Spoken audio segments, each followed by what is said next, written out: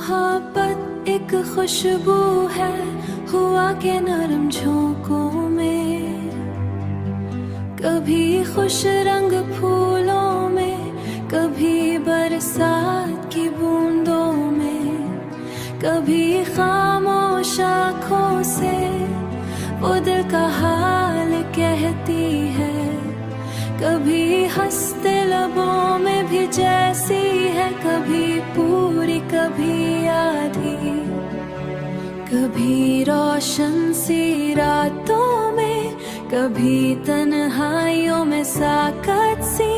ये दिल के बंद कमरों में चिराग ऐसे जलाती है कि अंधेरों की दुनिया में भी उम्मीदें जगमगाती है। कभी एक नाम होठों पर दुआ बन उतरता है, कभी वही नाम खामोशी में आंसू बिन बिखरता है। मोहब्बत में कोई लम्हा हमेशा साथ रहता है, कोई चेहरा ख्यालों में सुसल बात करता है। वो पहली बाहट, वो खामोशी, वो नजरें झुके उठना, वो दिल की पहली बेहोशी।